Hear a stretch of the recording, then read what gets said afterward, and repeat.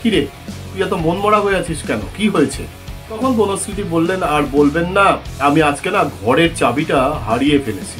এবং শোনাবো আরো একটা গল্প, যে গল্পটার সাথে জড়িত আছে পুরাণ, ইতিহাস, মহাভারত। গান টক। আজ আরো একটা রোববার, আর রোববার মানেই তো হচ্ছে গান টক। আর রোববার কখন? রোববার ঠিক বিকেল 5টায় আমি সৌম্য চলে আসি তোমার সাথে গান টকে আড্ডা মারতে। রবিবার মানেই আমাদের একটা অলস অলস ভাব, একটা ভাত ঘুম, তারপরে এক কাপ চা, আর তারপরেই বিকেল 5টা। আর বিকেল 5টা মানেই হচ্ছে গান টক। গান টকে কি হয় মনে আছে তো? গান টকে হয় গানের বিভিন্ন গল্প, গান তৈরির গল্প, গানের সাথে যারা জড়িত, মানে যারা গায়ক গায়িকা, যারা সুরকার, মানে মিউজিক কম্পোজার যাদের বলা হয়, এবং গীতিকার যারা যারা লিরিসিস্ট, তাদের সবাইকে নিয়ে গল্প করি আমরা এই গান টকে। গল্প করি বেসিক্যালি, ঠিক গল্প করা নয়, এটা হচ্ছে আড্ডা মারা, তোমাদের সাথে আমার আড্ডা। আর গান নিয়ে কথা হবে, আর মা সরস্বতী থাকবে না তাই হয়?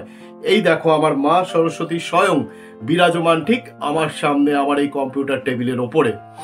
আজকে গান টকে তোমাদের দুটো গল্প বলবো, দুটো গল্পই একটু অদ্ভুত ধরনের, মজাদার গল্প। তাহলে প্রথম গল্পটায় চলে যাই। আজকে প্রথম গল্পটা একটু অন্যরকম, মানে একটা অদ্ভুত সিচুয়েশনে এই গানটা তৈরি হয়েছিল। আমরা সাধারণত কোনো জিনিস হারিয়ে গেলে কি বলি? কি কাণ্ড করলাম, এ মা, ও বাবা, ছি ছি। ঠিক এরকম ভাবেই এই ছি ছি দিয়েই একটা গান তৈরি হয়েছিল। গল্পটা তাহলে খুলেই বলি। বনশ্রী সেনগুপ্ত, বিখ্যাত গায়িকা, তখন গেছেন সুধীন দাশগুপ্তর বাড়িতে গান শিখতে। গান শিখছেন, কিন্তু তার মনটা কেমন যেন খারাপ, ম্রিয়মান লাগছে তাকে। তো সুধীন দাশগুপ্ত সেটা নজর করলেন। নজর করে বনশ্রীদিকে বললেন যে, কিরে, তুই এত মন মরা হয়ে আছিস কেন, কি হয়েছে? তখন বনশ্রীদি বললেন, আর বলবেন না, আমি আজকে না ঘরের চাবিটা হারিয়ে ফেলেছি। ছি ছি, কি কাণ্ড যে করলাম। হঠাৎ করে একটা বিদ্যুৎ চমক খেলে গেল সুধীন দাশগুপ্তর মাথায়। এই ছি ছি কি কাণ্ড করলাম, এইটা নিয়ে চট করে তিনি গানে 4টে লাইন লিখে ফেললেন, এবং গানের টেম্পোটা এবং সিচুয়েশনটাকে বজায় রেখে বাকি অংশটা লিখতে বললেন বরুণ বিশ্বাসকে। আর তারপরেই আমরা পেয়ে গেলাম সেই বিখ্যাত গান।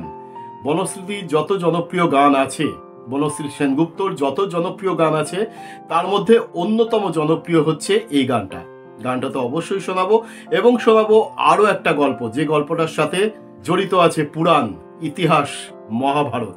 ফিরবো সেই গানের গল্পে, তবে ততক্ষণ শুনে নাও বনশ্রীর সেই বিখ্যাত গানটা।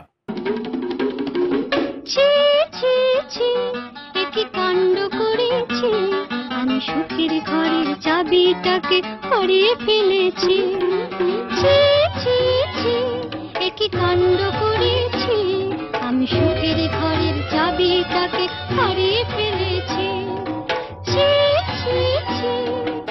এখন যে গল্পটা আমি তোমাদের বলতে চলেছি বা বলবো, সেটার সাথে জড়িত আছেন স্বয়ং লঙ্কেশ্বর রাবণ। একটু আশ্চর্য হলে, তাই তো? লঙ্কেশ্বর রাবণের গান নিয়ে গল্প করছি আমি সৌম্য গান টকে। ব্যাপারটা কি? তাহলে গল্পটা খুলেই বলি। লঙ্কেশ্বর রাবণ তখন তার বইমাত্রেয় ভাই কুবেরের থেকে লঙ্কা রাজ্যটা কেড়ে নিয়েছেন, এবং যথারীতি কেড়ে নিয়েছেন কুবেরের পুষ্পক রথটা। তার ইচ্ছে হলো স্বয়ং মহাদেবকে তিনি লঙ্কাতে নিয়ে আসেন, এবং সেই উদ্দেশ্যে তিনি পাড়ি দিলেন কৈলাস পর্বতের দিকে। কৈলাস পর্বতের কাছে লঙ্কেশ্বর রাবণ পৌঁছলেন। পৌঁছে কৈলাস পর্বতটাকে প্রথমে টপকানোর চেষ্টা করলেন, কিন্তু কোনো একটা অদৃশ্য বাধা যেন তাকে আটকে রাখলো, এবং তিনি কৈলাস পর্বত টপকাতে পারলেন না। তখন তিনি কৈলাস পর্বতকে এরকম 4 দিয়ে তোলার চেষ্টা করলেন। আর ঠিক তখনই তার সাথে দেখা হলো শিবের, মহাদেবের একনিষ্ঠ ভক্ত নন্দী মহারাজের সাথে। যথারীতি লঙ্কেশ্বর রাবণ নন্দী মহারাজকে জিজ্ঞাসা করলেন যে, আচ্ছা, এই পর্বতটা আমি টপকাতে পারছি না কেন? তখন নন্দী মহারাজ তাকে বললেন যে, খবরদার ওই চেষ্টাও করবেন না, কারণ এই পর্বতে স্বয়ং মহাদেব, দেবাদিদেব মহাদেব এই পর্বতে বিরাজমান, তাই এই প্রচেষ্টা করবেন না। কিন্তু তিনি তো লঙ্কেশ্বর রাবণ, অহংকারে, দর্পে, দম্ভে, গর্বে পরিপূর্ণ তিনি। তখন তিনি চেষ্টা করলেন কৈলাস পর্বতটাকে 4 দিয়ে তোলার, মানে স্বয়ং মহাদেবকে না নিয়ে যেতে পারলে কৈলাস পর্বত সহ মহাদেবকেই তিনি লঙ্কায় নিয়ে যাবেন, মানে অনেকটা সেই হনুমানের পর্বত নিয়ে যাওয়ার মতো। এবং সেটাই চেষ্টা করলেন লঙ্কেশ্বর রাবণ। তিনি তার 20খানা হাত দিয়ে কৈলাস পর্বতকে চাড় দিয়ে তোলার চেষ্টা করলেন। যথারীতি কৈলাস পর্বতে একটা আলোড়ন তৈরি হলো। স্বয়ং পার্বতী বিচলিত হলেন এবং তিনি মহাদেবকে বললেন, দেখো তো কি কাণ্ড ঘটছে, পর্বতেরও আলোড়ন হচ্ছে কেন? মহাদেব দেখতে পেলেন যে লঙ্কেশ্বর রাবণ তার হাত দিয়ে পর্বতকে তোলার চেষ্টা করছে।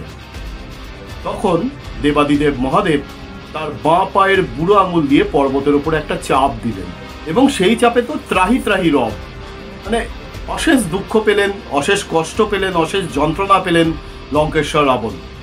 এবং তিনি পরিত্রাহী চিৎকার করে উঠলেন এবং শোনা যায় যে সেই যে তার আর্তনাদ, সেই যে তার চিৎকার, সেই যে তার রব, এবং এই রব থেকেই নাকি রাবণ নামের সৃষ্টি।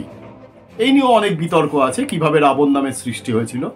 যাই হোক, এই ঘটনা ঘটার পর রাবণ দেখলেন যে এ তো মহা বিপদ, মহা মুশকিলে পড়লাম, এবার মহাদেবকে তুষ্ট করা যায় কি করে? তখন তিনি মহাদেবের স্তুতি করা আরম্ভ করলেন, একটা স্তব গান রচিত করলেন। আর সেটাই হচ্ছে শিব তাণ্ডব স্তোত্র, যেটাকে আমরা শিব তাণ্ডব স্তোত্র নামে চিনি। সেইটাই হচ্ছে সেই গান। তবে এর একটা ভিন্ন মতও আছে। সেই মতটা হলো 1100 শতকে শ্রীলঙ্কাতে নাকি একজন কবি ছিলেন, তার নাম হচ্ছে লঙ্কেশ্বর। শোনা যায় এই শিব তাণ্ডব স্তোত্রটা তিনি নাকি রচনা করেছিলেন। অনেকেই লঙ্কেশ্বরের সঙ্গে সেই পুরাণকালের, সেই রামায়ণকালের, সেই লঙ্কার রাজা দশানন রাবণকে গুলিয়ে ফেলেন নাকি, আমি ঠিক জানি না।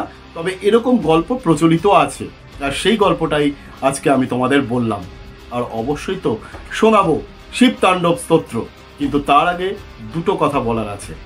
একটা হচ্ছে কেমন লাগছে গানটক, অবশ্যই কিন্তু কমেন্ট করে আমাকে জানিও। আর ফোনটা তো হাতের কাছেই আছে, তাহলে একটা ছোট্ট কাজ করে ফেলো, এক্ষুনি সাবস্ক্রাইব করে ফেলো গানটক। আমি ফিরবো পরের শুক্রবার ঠিক রাত্রি 9টায়। ততক্ষণ শুনতে থাকো শিব তাণ্ডব স্তোত্র। जटाओं से है जिनके जल प्रवाह, मात गंग का गले में जिनके सज रहा है हार विश्व जंग का। डमट डमट डमट डमरू कह रहा शिव शिवम, तरल अनल गगन पवन धरा धरा शिव शिवम। वे नंदनी के वंदनीय नंदनी स्वरूप है, वे 3 लोक के पिता स्वरूप एक रूप है। कृपालु ऐसे है कि चित्त जप रहा शिव शिवम, तरल अनल गगन पवन धरा धरा शिव शिवम।